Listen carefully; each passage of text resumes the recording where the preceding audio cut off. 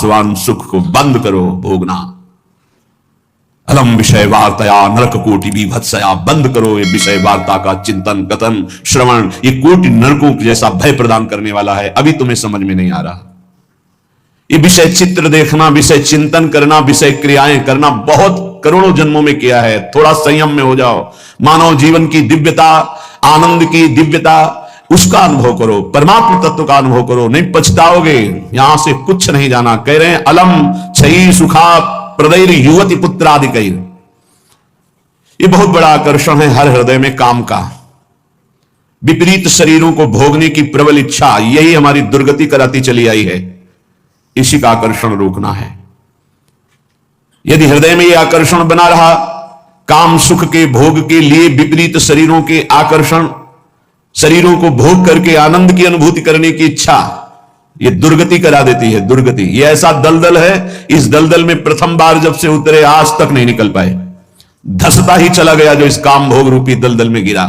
इसलिए कह रहे अलम क्षयम सुख, नाशवान चिंता शोक प्रदान करने वाले इस सुखाकर्षण से बचो, जो शरीराकर्षण, इससे बचो, नष्ट हो जाओगे। तुम्हारे जीवनी शक्ति एक सीमित है, अभी यौवन अवस्था है, नष्ट कर लो, फिर किसी काम के नहीं रहोगे। ना भगवत चिंतन ना शरीर चिंतन का रह जाएगा, केवल शोक चिंतन, चिंता, भय और केवल नाना प्रकार की भयावह कल्पनाएं। बस संयम से नहीं चलोगे, धर्म से नहीं चलोगे तो कोई सुख तुम्हें कभी सुख प्रदान ही नहीं कर पाएगा। धर्मात्मा पुरुष धर्म पूर्वक जब सुख का सेवन करता है तो उस सुख उसे विरति प्रदान करता है, वैराग्य प्रदान करता है, फिर वो अनुराग के मार्ग में चल पाता है। इसलिए कह रहे कि ये क्षय नाशवान सुख है, अक्षय परमात्मा सुख की तरफ बढ़ने के लिए तुम्हें मानव देह मिला था। लेकिन प्रदैर युवती, मुस्कुराहट, रूपाशक्ति, मृदु भाषण, नाना प्रकार की विलासिता, इसने तुम्हारे मन का अपहरण कर लिया है। बचाओ अपने मन को और मनमोहन की तरफ लगाओ, प्रभु की तरफ लगाओ। मान लो इन महापुरुषों की बात, आज तक कभी कोई तृप्त नहीं हुआ, कोई भी शरीर भोगों से अतृप्त होकर ही मरा और अगले जन्म फिर उन्हीं भोगों में लगा। बहुत सावधान। यदि बात समझ में आ जाएगी तो निहाल हो जाओगे, नहीं समझ में आएगी तो कभी पछताओगे इस बात को सोचकर। ये महापुरुषों के वचन है। धर्म पूर्वक भजन करते हुए यदि भोगों का सेवन करोगे तो वैराग्य हो जाएगा और भगवान के चरणों में अनुराग के मार्ग में चल पड़ोगे, गृहस्थ हो या विरक्त। अधर्म पूर्वक विषयों का सेवन करोगे, मलिन अंतःकरण, रागी अंतःकरण, हिंसक स्वभाव, क्रूर स्वभाव, ससुख वांछा, आसुरी स्वभाव वाला बन जाएगा, जीवन नष्ट हो जाएगा।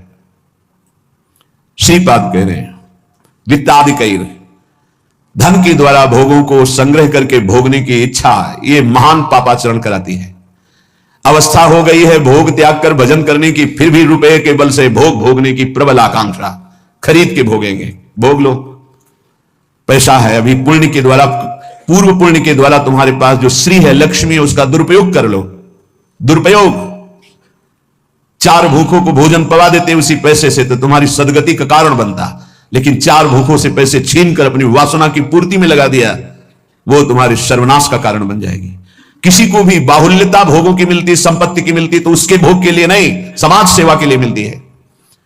तुम्हारा जितना खर्चा है कम से कम खर्चा करके काम चलाओ और तुम्हारे पास जो अधिक संपत्ति है वो दूसरों की सेवा में लगाओ, बीमार की सेवा में लगाओ, असहाय की सेवा में लगाओ, भूखों की सेवा में लगाओ, पशु पक्षियों की सेवा में लगाओ, तो धर्म बन जाएगा। और ये धर्मो रक्षति रक्षिता, ये दुर्गति से तुम्हारे धर्म रक्षा कर लेगा। लेकिन जिनके पास धन बढ़ता है उनके पास दोष बढ़ जाता है। मदिरा पान करना, पैसे के बल से व्यभिचार करना, पैसे के घमंड में आकर दूसरे की जीवों की हत्या कराना, मांस खाना, नाना प्रकार के छल कपट द्वारा पैसा, ये महान नरक की प्राप्ति कराता है, घोर दुर्गति होती है। इसलिए कह रहे वित्तादिकैर, बचो बचो, अधर्म के धन से बचो। ये बहुत प्यारा दिखाई देता है लेकिन तुम्हारा सर्वनाश कर देगा। अगर 1 रुपया धर्म का आ जाए तो बुद्धि भ्रष्ट होना शुरू हो जाती है, फिर तुम बड़ी बड़ी संपत्तियां छल कपट से एकत्रित करोगे, तुम्हारी दुर्दशा क्या होगी। श्रीपाद कह रहे विमुक्ति कथप याप्यलम मम नमो विकुंठ श्रेय। जो ऐसे आचरण करते हैं मुक्ति की चर्चा उनके लिए बेकार है। ममता रत सन ज्ञान कहानी, अति लोभी सन विरति बखानी, कामी समझिन हरि कथा, ऊसर बीज भय फल दशा। जैसे ऊसर भूमि में बीज फेंक दो बेकार चला जाएगा, ऐसे कामी पुरुष से भगवान के अनुराग की बात करो, ममता रथ से ज्ञान की बातें करो, लोभी से वैराग्य की बातें करो, बोले सब बेकार हो जाती है। इसलिए बेकार हो जाती है कि उनके हृदय में इतनी मलिनता को समझ नहीं पाएंगे। श्रीपाद कह रहे यद्यपि हम चर्चा कर रहे हैं कि अलम छई सुख प्रदेर युवती पुत्र वित्तादिकैर, पर फिर भी यह चर्चा बेकार है, क्योंकि ऐसे भोगी पुरुषों को चर्चा विमुक्ति की, मोक्ष की, परमार्थ पथ की समझ में ही नहीं आएगी। फिर भी हमारी प्रार्थना है कि आप समझने की चेष्टा करें। ये तुम्हारी संपत्ति, ऐश्वर्य, पुत्र, वित्त, स्त्री, परिवार, संबंधी, ये सब एक दिन तुम्हें छोड़ देंगे, तुम्हें अकेला यहां से जाना होगा। तुम्हारे पाप कमाए हुए और पुण्य कमाए हुए वही दोनों साथ जाएंगे, और यदि भजन कर लिया तो पाप पुण्य दोनों को विध्वंस करके वो भगवत प्राप्ति करा देंगे। शुभ शुभ दुर्ग विध्वंस बल तब जयति जयति जग उच्चरे। जो श्रीधाम वृंदावन के प्रेम का पिपासु हो, वैकुंठ के भी वैभव की तरफ आंख उठा के नहीं देखता। कथयाप्यलम मम नमो विकुंठ श्री, नमस्कार है वैकुंठ को, लेकिन मुझे उसके श्री, उसके वैभव से कोई मतलब नहीं। परंतु ही भवे भवे भवतु वार्षभाण्यथ, वृषभानु की पुत्री श्री लाडली जू, किशोरी जू, परंतु मेरा मन श्री किशोरी जू के चरणारविंद में, जहां ब्रजेंद्र नंदन श्री लाल जू महाराज मुकुट झुकाए हुए हैं, रसघन मोहन मूर्तिम विचित्र केली महोत्सवोल्लसितम राधा चरण विलोडित रुचिर शिखंडम हरिम वंदे। मैं श्री किशोरी जू महारानी जू के चरणों की उपासना करता हूं, जिनके चरणों में ब्रजेंद्र नंदन मोर मुकुटधारी स्वयं लाल जू महाराज सर झुकाए हुए हैं। वही वृंदावन मेरा जन्म जन्म की आकांक्षा है, वही मेरा सर्वस्व वृंदावन है, जहां मेरी प्यारी जू और प्यारे जू विराजमान हैं। मुझे नहीं चाहिए वैकुंठ न वैकुंठ का वैभव। अब भी समय है। उपासक यदि आर्त भाव से भगवान से प्रार्थना करे तो प्रार्थना से बहुत जल्दी परिवर्तन होता है। भगवान सत हैं, चिदानंद हैं, प्रेमानंद हैं, करुणामय हैं, और एक भगवान का नाम है भक्ता अनुग्रह कारिणो। जो उनसे प्रार्थना करता है उस पर अनुग्रह कर देते, लेकिन प्रार्थना वही सुनी जाती है जो आर्त भाव हृदय से होती है। सच्ची मानना, तुरंत परिवर्तन देखा गया है। ये हम अपने जीवन की सैकड़ों बार की बात कह रहे हैं। जब कभी ऐसा आया है और प्रार्थना हुई है, मिनट पूरा होना मुश्किल हुआ है और उस प्रार्थना का उत्तर तत्काल मिल गया है। एक बार तो बस प्रार्थना करके हटे कि तुरंत उत्तर आ गया, वो ऐसे से ऐसा, अच्छा अच्छा, तत्काल तत्काल। बस अंतर यह होता है कि हम हृदय से प्रार्थना नहीं कर पाते। हमारी प्रार्थना कपट जाल से युक्त होती है, इसलिए प्रभु मोहि कपट छल छिद्र न भावा। सच्चिदानंद रूपाय भक्तानुग्रह कारिणो माया निर्मित विश्वाय महेशाय नमो नमः। हे नाथ, आप सच्चिदानंद में हैं, सच्चिद आनंद। तात्पर्य हम आपको कुछ दे सके ऐसी सामर्थ्य नहीं। सच्चिदानंद को, हे पार्थिव जो मायाकृत पदार्थ हैं, भोग सामग्री, ये भ्रम हटा दीजिए। हमने कई बार प्रार्थना किया है, ये केवल हमारे भावों को प्रकट करता है, इसलिए वस्तु सामग्री का महत्व है। अगर भाव नहीं है तो कोई वस्तु सामग्री का महत्व नहीं। आप 100 कुंतल सोना चढ़ा दो, हमारे प्रभु के लिए कुछ नहीं है। कई बार आपको बताया है, समुद्र को रत्नगर्भा, पृथ्वी को रत्नगर्भा कहा गया है। ऐसे ऐसे पहाड़ हैं जो 4-4 लाख योजन के सोने के हैं, और वो सब मायाकृत है। आप देवलोक को जाइए, वहां स्वर्णिम भवन बने हुए हैं देव गंधर्व अप्सराओं के। अमरावतीपुरी कैसी बनी हुई है, पढ़ करके महाभारत में देखिए कैसी देवराजेंद्र की सभा है, कैसी वरुण जी की सभा है, कैसी लोकपाल अग्नि की, वायुदेव की, होश उड़ जाएंगे। और ये सब मायाकृत है। ऐसे प्रभु को हम क्या दे सकते हैं? और ऐसे प्रभु को जब रोते हुए भाव से किसी ने पत्र अर्पित किया तो बिक गए एक पत्र में। पत्रम पुष्पम फलम तोयम। हे सच्चिदानंद प्रभु, आपके एक संकल्प से संपूर्ण सृष्टि प्रकट हुई है। ये प्रार्थना, मैं नीच आपको क्या दे सकता हूं नाथ? मेरे पास तो जो कुछ है वो सब आपका दिया हुआ है। शब्दों को देखिएगा, हे नाथ, मेरे पास जो कुछ है वो तो आपका दिया हुआ है। आपके एक संकल्प से संपूर्ण सृष्टि हुई है। नाथ, मैं आपको क्या दे सकता हूं प्रसन्न करने के लिए? आप मुझ पे अपनी तरफ से, अपनी कृपा से प्रसन्न हो।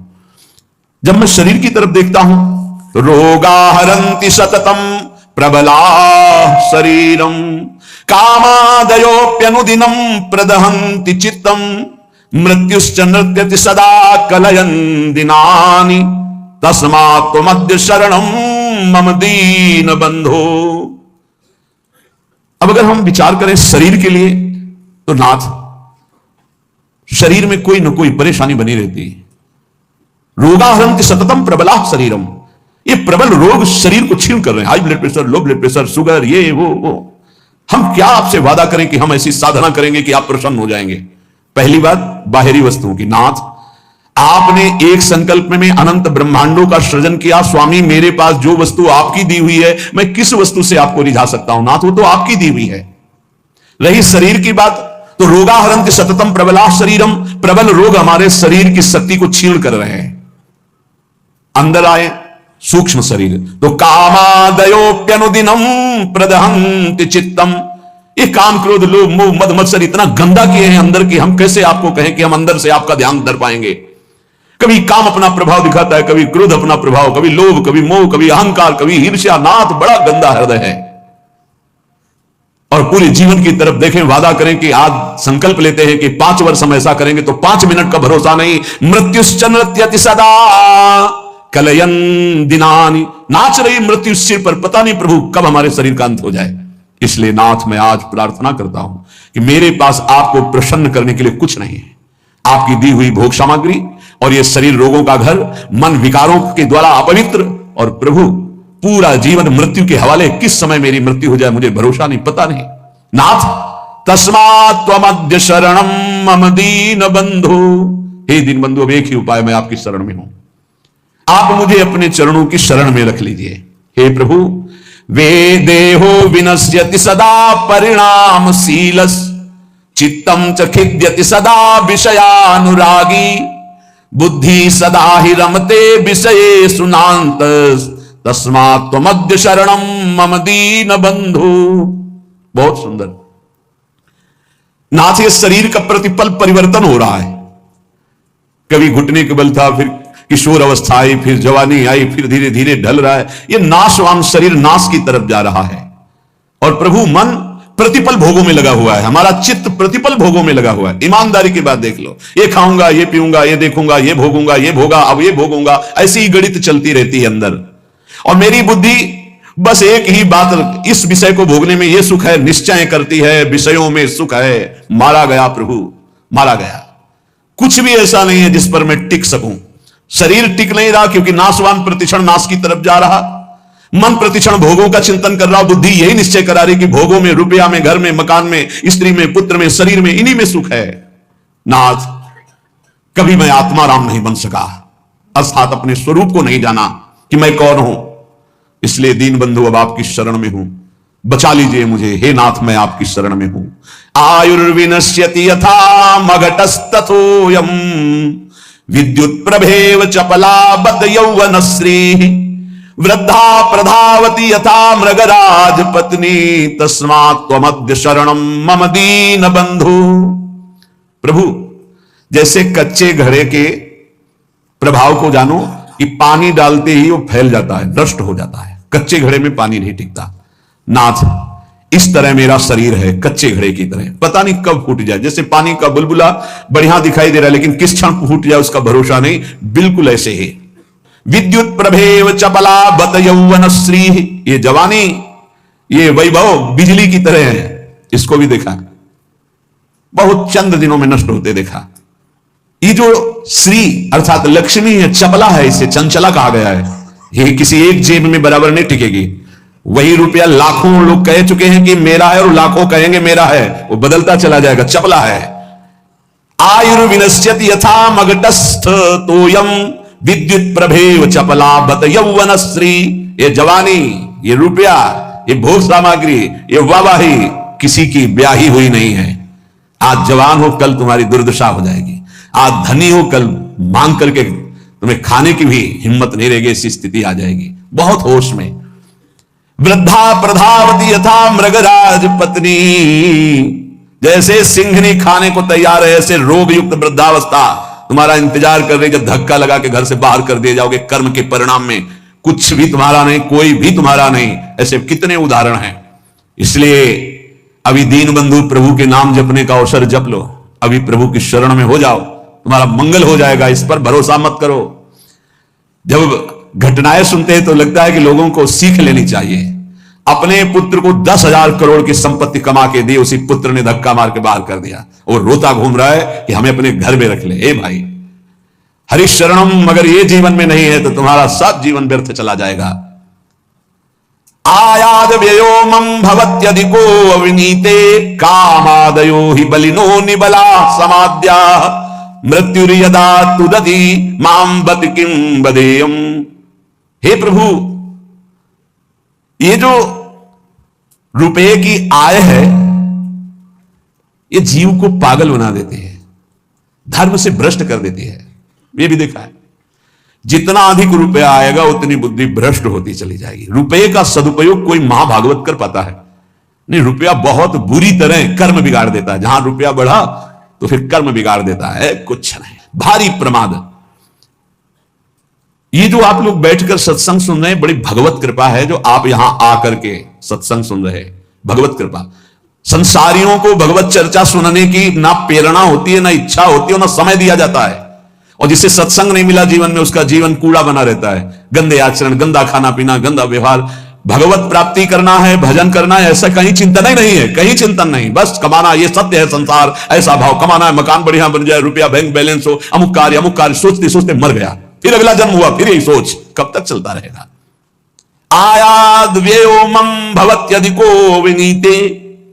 और जब आय अधिक होने लगती है और बुद्धि व्यभिचारी हो जाती है, धर्म से अधर्म की तरफ जाने लगती है, तो फिर उसका व्यय गंदे तरीके से होता है, गंदे तरीके से।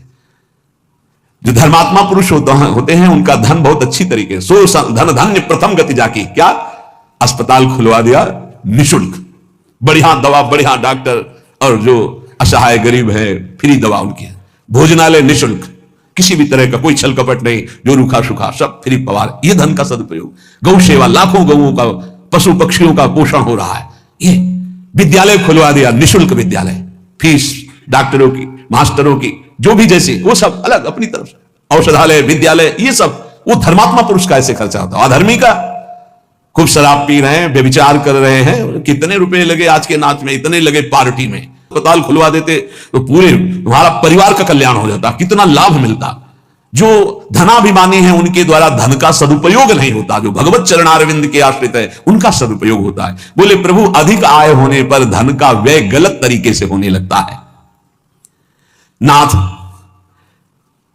उसका प्रभाव यह हुआ कि काम आदि दोष बहुत बढ़ जाते हैं, बहुत बढ़ जाते हैं। कामादयो ही बलिनो निवला समाद्या, इतना निर्बल कर देता है कि वो बुद्धि से निश्चय ही नहीं कर पाता कि ऐसा करना चाहिए कि नहीं, वो ना करने योग्य व्यभिचार करता है। कामादया ही बलिनो निवला समाद्या, मृत्यु यदा तुदति माम बद किम बदेयम। क्या कहूं प्रभु, इतना निर्बल कर दिया काम ने कि अब अपने को रोक नहीं पाता। अब तो मृत्यु का दंड मिलेगा और नरक की दुर्गति भोगनी पड़ेगी। नाथ अब तो आप संभाल लीजिए, आपकी मैं शरण में हूं। एक ही उपाय है, तस्मात्। अब एक उपाय है, आपकी शरण में हूं दीन बंधु, आप स्वीकार कर लो। दीन बंधु, हे भगवान, तप्तम तपो नहीं कदापि मयेह तन्वा वाण्या तथा नहीं कदापि तपश्च तप्तम मिथ्या विभाषण परेण न मानसं हि तस्मात् त्वमद्य शरणम मम दीन बंधु। प्रभु कभी किसी तीर्थ में जाके कष्ट रूपी तपस्या नहीं की। करना चाहिए हर गृहस्थ को, विरक्त को भी। आप गृहस्थ हैं, वृंदावन धाम आए, एक दिन तो उपवास कीजिए, पानी पी के रहिए, चाहे जितने करोड़पति हो। अगर लाभ लेना है तो बात हमारी प्रार्थना मान लीजिए। एक दिन में मर नहीं जाओगे, एक दिन उपवास करो, 3-4 दिन के लिए वृंदावन आए हो तो 24 घंटे केवल पानी पी के रहो। नहीं ऐसी स्थिति आएगी महीनों पानी नहीं जाएगा मुख में, बात मान लो, तुम्हारे कर्म भस्म हो जाएंगे जो अशुभ कर्म करते हो। वृंदावन आओ, हरिद्वार जाओ, काशी जाओ, तीर्थ यातन करो, करो अवश्य करो, जिससे तुम्हारी मलिनताएं नष्ट होंगी, लेकिन होटलबाजी मत करो, तीर्थों में जाकर के पिकनिक मत मनाओ, गंदे आचरण मत करो तीर्थों में। नहीं, पुरखा भी जो तुम्हारे कुछ ऊंचे होंगे ना, वो नरक चले जाएंगे। 21 पीढ़ियां तरती तो 21 पीढ़ियां नरक भी जाती है। तीर्थ याटन करने का लाभ वही ले पाता है जो तीर्थों में जाके तप करता है, कष्ट सहता है। एक दिन जल से व्यतीत करो, दूसरे दिन फलाहार करो, तीसरे दिन थोड़ा अन्न ले लो, कोई अपराध न बनने पावे, बचा के अपने पुण्य निकल जाओ, कोई दोष दर्शन न करो, किसी की निंदा न करो, कोई पापाचरण न करो। तीर्थ आए हो, किसी को जब तक साधु संग नहीं मिलता तो तीर्थों का भी लाभ नहीं ले पाते। वृंदावन धाम आए, मुख में मसाला खाए, 25 से थूक दिया, वैष्णव आ रहा जब करते, और उसके पैर में पड़ा, सारे सुख तो थूकने वाले के नष्ट हो गए। दोना में चाट खाई, परिक्रमा मार्ग में फेंक दिया। उनको क्या पता है कि कहां क्या है। दीवाल में ऊपर लिखा है राधा, और वहीं खड़े लोग संग, तुम्हारे पुरखा भी सुकृतहीन हो जाएंगे जो तुम आचरण कर रहे हो, क्योंकि तुम्हारे भाव का संबंध है वहां से। बहुत सावधान, तीर्थों में लाभ तभी ले सकते हो। लघुशंका बहुत देख के, कहां कर फूकना बहुत देख के तीर्थों में जाए, पक्का एक दिन उपवास करे, एक दिन फलाहार करे, एक दिन थोड़ा सा अन्न, और वो भी पवित्र अन्न। ऐसा नहीं कि आदेश कर दिया खूब छौंक बघार के प्याज लहसुन हो, ये वो, तीर्थ याटन करने गए हो, ऐसे थोड़ी जाया जाता है तीर्थ यात्रा। मनोरंजन के लिए मत जाना कभी हरिद्वार, ऋषिकेश, काशी और वृंदावन। मनोरंजन के लिए मत आना। अगर मनोरंजन के लिए आए हुए हो तो जितने सुकृत हैं सब नष्ट हो जाएंगे। यहाँ का होटल लिया और वही सब करते हैं जो बंबई कलकत्ता में करते हैं। बंबई कलकत्ता नहीं है, ये नित्य विहार स्थली प्रिया प्रीतम के। एक सुकृत करोड़ों सुकृत के बराबर और एक पाप करोड़ों पाप से भी भारी पड़ेगा यहां, इसलिए होश में। तो कह रहे प्रभु तप्तम तपो नहीं कदापि मयेह तन्वा, इस शरीर को कभी तपस्या के द्वारा कष्ट नहीं दिया, तीर्थों में जाके देना चाहिए कष्ट। माघ में देखो ना, बड़े बड़े सुकृतशाली वहां जाते हैं, पांडाल खोलते, संत महात्माओं का वास कराते, भोजन कराते और 3 बार नहाते हैं। और माह महीने में गंगा जी का नहाना भारी तपस्या है। ऐसे एक डुबकी लगाओ तो लगता है सर है कि नहीं है, कुछ पता ही नहीं चलता, इतना ठंडा चल रही वायु। हाँ, गीजर में नहाने वाले गंगा जी में कब डुबकी मार पाएंगे। तो तीर्थों में जाते हैं 8 बजे, वहां से उठे हो गीजर से नहा धो के पान वान खा के बाहर। ऐसे तीर्थ नहीं होते। 3 बजे तड़के जाओ, गंगा स्नान करो, बैठो भजन में, माला चलाओ। 3 दिन 4 दिन जो वृंदावन वास, तीर्थराज, प्रयागवास, काशीवास, ये कठोर तप पूर्वक किया जाता है। पर प्रभु कभी ऐसा नहीं हुआ। दीन बंधु और वाण्या तथा नहीं कदापि तपस्या तप्तम, वाणी का कभी तप नहीं किया। शरीर का ये तप है तीर्थ यात्रा, और वाणी का तप 2 घंटे 3 घंटे बैठ गए, खूब नाम कीर्तन किया, राधा राधा राधा। नाम कीर्तन में मन बड़े पुण्यात्मा पुरुष का लगता है। और नाम संकीर्तनम यस्य सर्व पाप प्रणाशनम, समस्त पापों को विध्वंस कर देता है नाम कीर्तन। तो वाण्या तथा नहीं कदापि तपस्या तप्तम, नाथ कभी शरीर से तो तप तीर्थों में किया नहीं, वाणी से कभी नाम कीर्तन का तप नहीं किया। पूरी चतुरासी जी गा लिए, सुधानिधि गा लिए, यमुना के तट पर बैठ करके आए 2-4 दिन के लिए और परिक्रमा लगाए, नाम कीर्तन में बैठे, नाम कीर्तन किया, ये कभी तप नहीं किया। मिथ्याभिभाषण परेण, जबान से झूठ बोलना, गाली देना, निंदा करना, पापाचरण करना, प्रभु शरीर से पाप, वाणी से, और मानसम ही, और मन से प्रभु पूछो मत, मन तो सदैव पाप ही सोचता रहता है। तस्मात् मध्य शरणम मम दीन बंधो, हे दीन बंधु ऐसे मुझ नीच को अपनी शरण में रख लो।